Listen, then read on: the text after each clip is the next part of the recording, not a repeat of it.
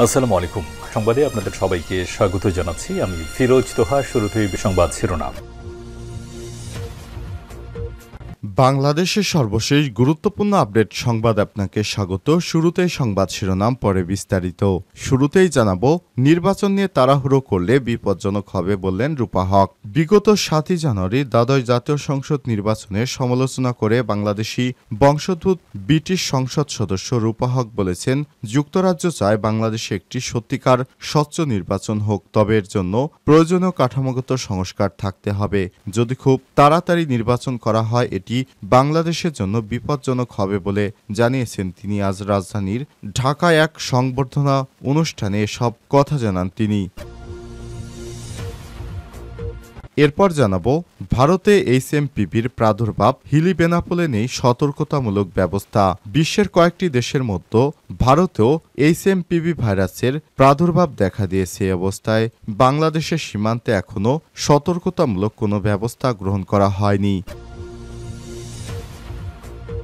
এদিকে গুমে superior commando Sheikh Hasina 450 জন হয়তো আর ফিরবে না। শেখ হাসিনার নির্দেশে 5টি বাহিনী গুমের সঙ্গে সম্পৃক্ত ছিল। এদের মধ্যে শেখ হাসিনার নির্দেশে এ পর্যন্ত 450 জন আর ফিরে আসেনি। হয়তো এরা আর কোনোদিনও ফিরে আসবে না। এদের মধ্যে অন্যতম রয়েছে বিএনপি নেতা এম ইলিয়াস আলী। জানাবো, লন্ডন ক্লিনিকে খালেদা জিয়ার চিকিৎসা শুরু, চিকিৎসক সম্পর্কে যা জানা গেল। বিএনপি চেয়ারপারসন খালেদা জিয়াকে যুক্তরাজ্যের বিশেষায়িত হাসপাতাল লন্ডন ক্লিনিকে ভর্তি করা হয়েছে। সেখানে অধ্যাপক ও বিশেষজ্ঞ চিকিৎসক প্যাট্রিক কেনেডির তত্ত্বাবধানে তার চিকিৎসা শুরু হয়েছে। জানাবো, সখীপুরে গ্রেপ্তার মুক্তিযোদ্ধার বয়স এজাহারে 32। টাঙ্গাইলের সখীপুরে বৈষম্যবিরোধী ছাত্র জনতার শান্তিপূর্ণ মিছিলে হামলার অভিযোগে করা এক মামলায় বীর মুক্তিযোদ্ধা আইয়ুব খান 72কে গ্রেপ্তার করেছে পুলিশ। গত রাতে উপজেলার নলুয়া গ্রাম থেকে তার বিষয়ে গোপন সংবাদের ভিত্তিতে গ্রেপ্তার করা হয়েছে। মামলার এজাহারে আইয়ুব খানের বয়স লেখা হয়েছে 32। এবং সর্বশেষ জানাবো, হামাসের বিরুদ্ধে লড়াইয়ে আরও 3 ইহুদিবাদী ইসরায়েল সেনা নিহত। উত্তর গাজা উপত্যকায় ফিলিস্তিনি প্রতিরোধ আন্দোলন হামাসের বিরুদ্ধে লড়াইয়ে 3 ইসরায়েলি সেনা নিহত হয়েছে। এছাড়া এই ঘটনায় আহত হয়েছে আরও 3 জন। ওই এলাকায় বেশ কয়েকদিন মারাত্মক যুদ্ধের মধ্যে সামরিক বাহিনী এসব তথ্য জানালো। প্রিয় দর্শক, এতক্ষণ শুনছিলেন সংবাদ শিরোনাম, এবারে বিস্তারিত। তবে তার আগে বন্ধুরা, অনুরোধ থাকবে এই সংবাদটিতে একটি লাইক দিন। এই চ্যানেলে আপনি নতুন হয়ে থাকলে আমাদের সংবাদটি দেখতে দেখতে চ্যানেলটি সাবস্ক্রাইব করে রাখুন, যাতে করে বন্ধুরা আমাদের পরবর্তী লেটেস্ট আপডেট সংবাদগুলো সবার আগে আপনার কাছে পৌঁছে যায়। এবারে বিস্তারিত। নির্বাচন নিয়ে তাড়াহুড়ো করলে বিপজ্জনক হবে বললেন রূপা হক। বিগত 7 জানুয়ারি দ্বাদশ জাতীয় সংসদ নির্বাচনের সমালোচনা করে বাংলাদেশি বংশোদ্ভূত ব্রিটিশ সংসদ সদস্য রূপা হক বলেছেন, যুক্তরাজ্য চায় বাংলাদেশে একটি সত্যিকারের স্বচ্ছ নির্বাচন হোক, তবে এর জন্য প্রয়োজনীয় কাঠামোগত সংস্কার থাকতে হবে। যদি খুব তাড়াহুড়ো করে নির্বাচন করা হয়, সেটি বাংলাদেশের জন্য বিপজ্জনক হবে। বুধবার 9 জানুয়ারি রাজধানী ঢাকায় এক অনুষ্ঠানে এসব কথা বলেন তিনি। 2017 সালের পর গত বছর মে মাসে জাতিসংঘের একটি বৈঠকে যোগ দিতে বাংলাদেশে এসেছিলেন।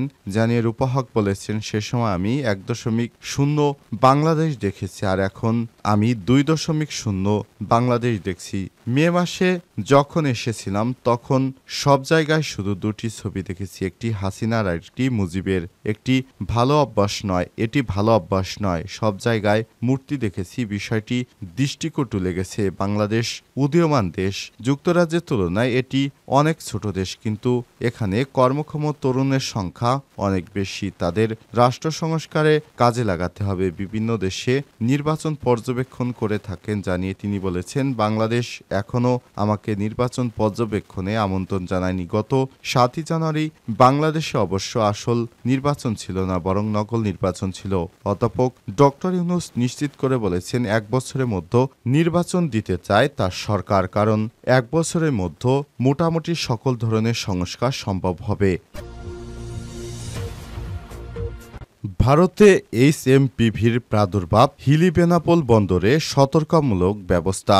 বিশ্বের কয়েকটি দেশের পর ভারতের হিউম্যান মেটামেউনো ভাইরাস বা HMPVর প্রাদুর্ভাবের খবর পাওয়া গেলেও বাংলাদেশে এই ভাইরাসের বিস্তর রোধে দিনাজপুর বা হিলি, যশোরের বেনাপোল বন্দরে কোনো ধরনের বাড়তি সতর্কতামূলক ব্যবস্থা নেওয়া হয়নি। ফলে স্বাস্থ্য পরীক্ষা ছাড়াই প্রতিদিন এই দুই চেকপোস্ট দিয়ে ভারত ও বাংলাদেশে যাতায়াত করছে অসংখ্য পাসপোর্টধারী যাত্রী। প্রতিদিন শত শত পণ্যবাহী ট্রাক দুই দেশের গুরুত্বপূর্ণ স্থলবন্দর দিয়ে ভারত বাংলাদেশে যাতায়াত করছে। ট্রাকগুলোর চালকে প্রতিদিন শত শত পণ্যবাহী ট্রাক দুই গুরুত্বপূর্ণ স্থলবন্দর দিয়ে ভারত ও বাংলাদেশে যাতায়াত করছে। ট্রাকগুলোর চালক ও হেলপাররা এক দেশ থেকে অন্য দেশে অবস্থান করছেন, তবে তাদের কোনো প্রকার স্বাস্থ্য পরীক্ষাই করা হচ্ছে না। এদিকে স্বাস্থ্য বিশেষজ্ঞরা বলছেন কোভিড-19 এর মতোই ভয়াবহ আকার ধারণ করতে পারে HMPV ভাইরাস। জ্বর, কাশি, নাক বন্ধ থাকা, গলা ব্যথা, হাসির মতো সাধারণ ফ্লুজনিত অসুস্থতার লক্ষণগুলো এই ভাইরাসের উপসর্গ। তবে আক্রান্ত হওয়ার পর এটি গুরুতর আকার ধারণ করে শিশু ও যাদের রোগ প্রতিরোধ ক্ষমতা কম এমন বয়স্ক মানুষ এই ভাইরাসে আক্রমণ হচ্ছে সবচেয়ে বেশি। 2021 সালে নেদারল্যান্ডসে প্রথম এই ভাইরাস শনাক্ত হয়। 2007 থেকে 2009 সালের মধ্যে কম্বোডিয়া শিশুদের মধ্যে এই রোগের প্রকোপ দেখা গিয়েছিল। বিস্তার করতে করতে কিছুদিন আগে ভারতে এই ভাইরাসে দুটি শিশু আক্রান্ত হয়ে গেছে। সম্প্রতি কলকাতায় এই ভাইরাসের আক্রান্ত রোগের দেখা মিলেছে। এমন অবস্থায় মনে আতঙ্ক নিয়ে ভারতে যাওয়া আসা করছে পাসপোর্টধারী যাত্রীরা। ভারতে যাওয়ার পথে হিলি চেকপোস্টে নওগাঁর শ্যামলচন্দ্র বলেছেন, বিভিন্ন মাধ্যমে শুনেছি করোনার মতোই নতুন একটি ভাইরাসের প্রাদুর্ভাব দেখা দিয়েছে। ভারতে কয়েকদিন আগে এই ভাইরাস শনাক্ত হয়েছে। মনে আতঙ্ক থাকলেও কি করার, চিকিৎসার জন্য যেতেই হচ্ছে। ডাক্তারের সিরিয়াল নেওয়া আছে, আবার যদি ইমিগ্রেশন কার্যক্রম বন্ধ হয় তাহলে চরম বিপদে পড়ব, তাই বাধ্য হয়ে যেতে হচ্ছে। হিলি ইমিগ্রেশন চেকপোস্টের ভারপ্রাপ্ত কর্মকর্তা ওসি মোহাম্মদ আরিফুল ইসলাম বলেছেন, সম্প্রতি HMPV ভাইরাস সম্পর্কে জানতে পেরেছি। এর জন্য আগাম সতর্কতা হিসেবে হিলি চেকপোস্টের মাধ্যমে বাংলাদেশ ও ভারতে চলাচল করা পাসপোর্ট যাত্রীদের মাস্ক পরা সহ স্বাস্থ্য সচেতনতার জন্য পরামর্শ দেওয়া হচ্ছে। ঊর্ধ্বতন কর্তৃপক্ষ এ বিষয়ে দিক নির্দেশনা দিলে পরবর্তী সেই অনুযায়ী আমরা ব্যবস্থা গ্রহণ করতে চাই বলে জানান তিনি। গুমে সুপিরিয়র শেখ হাসিনা 450 জন হয়তো আর ফিরে আসবে না। গত 15 বছরের গুমের সঙ্গে রাষ্ট্রের 5টি বাহিনী জড়িত ছিল। গুম কমিশন 758টি গুমের ঘটনা অনুসন্ধান করে সব বাহিনীর 32 কর্মকর্তাকে দেশ থেকে নিষেধাজ্ঞা দিতে সরকারকে অনুরোধ জানিয়েছে। গুম হওয়াদের মধ্যে বিএনপি নেতা ইলিয়াস আলী, ওয়ার্ড কমিশনার চৌধুরী আলম, তেজগাঁও থানা বিএনপির সাধারণ সম্পাদক সুমন, ইসলামী বিশ্ববিদ্যালয়ের 2 শিবির নেতা ওয়ালিউল্লাহ ও মোকাদ্দেস সহ 450 জন হয়তো আর ফিরবে না বলে গুম কমিশন সূত্র থেকে জানা গেছে। ইলিয়াস আলীর পরিণতি সম্পর্কে খবরের প্রকাশের পর আমাদের এর অনুসন্ধানে আরও নিশ্চিত হওয়া গেছে যে রাষ্ট্রীয় 5টি বাহিনীর মধ্যে ডিজিএফআইয়ের সাবেক একাধিক ডিজির নামও অভিযুক্তদের তালিকায় রয়েছে। গুমের এই ঘটনাগুলোর সঙ্গে সুপিরিয়র কমান্ড হিসেবে শেখ হাসিনা সংশ্লিষ্টতা পেয়েছে গুম সংক্রান্ত তদন্ত কমিশন। শেখ হাসিনা তার নিরাপত্তা উপদেষ্টা মেজর জেনারেল অবসরপ্রাপ্ত তারেক সিদ্দিকীর মাধ্যমে গুমের নির্দেশগুলো দিতেন বলে কমিশনের প্রাথমিক তদন্ত প্রতিবেদনে উল্লেখ করা হয়েছে। সম্প্রতি প্রধান উপদেষ্টা ডক্টর মোহাম্মদ ইউনূসের কাছে একটি রিপোর্ট জমা দেওয়া হয়েছে।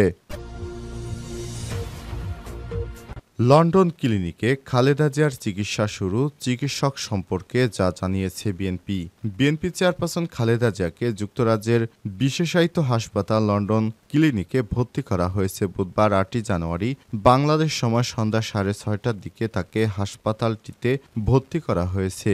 সেখানে অধ্যাপক ও বিশেষজ্ঞ চিকিৎসক প্যাট্রিক কেনেডির তত্ত্বাবধানে তার চিকিৎসা শুরু হয়েছে। খালেদা জিয়ার ব্যক্তিগত চিকিৎসক ও বিএনপির স্থায়ী কমিটির সদস্য এজেএম জাহিদ হোসেন এসব তথ্য জানিয়েছে। খালেদা জিয়ার লিভার সিরোসিস, হৃদরোগ, ফুসফুস আর্থ্রাইটিস, কিডনি ডায়াবেটিস সহ নানা জটিলতায় ভুগছে। দ্য লন্ডন লন্ডন ক্লিনিকের ওয়েবসাইটের তথ্য অনুযায়ী অধ্যাপক প্যাট্রিক কেনেডি একজন স্বনামধন্য লিভার সিরোসিস বিশেষজ্ঞ। লিভার ভাইরাসজনিত রোগ নিয়ে কাজের জন্য তিনি বিশ্বব্যাপী পরিচিত। ইউনিভার্সিটি কলেজ ডাবলিনে প্রশিক্ষণের পর তিনি লন্ডনের পোস্ট ও গ্রাজুয়েট প্রশিক্ষণ সম্পন্ন করেছেন। 2009 সালে Barts and the London school of medicine and ডেন্টিস্ট্রিতে জ্যেষ্ঠ প্রভাষক হিসেবে যোগ দেন professor Patrick Kennedy. Chronic hepatitis B CHB রোগ নিয়ে গবেষণা করেছেন। তার গবেষণার প্রধান লক্ষ্য ছিল লিভারের ভাইরাসজনিত রোগের চিকিৎসার ক্ষেত্রে বিশেষ পদ্ধতির বিকাশ ঘটানো। এ বিষয়ে 200টির বেশি গবেষণাপত্র, 90টির বেশি রিভিউড আর্টিকেল সহ একাধিক বই লিখেছেন প্যাট্রিক কেনেডি। তিনি হ্যাপাইটোগ্যাস্ট্রোএন্টারোলজি নিয়েও একটি বই সম্পাদনা করেছেন।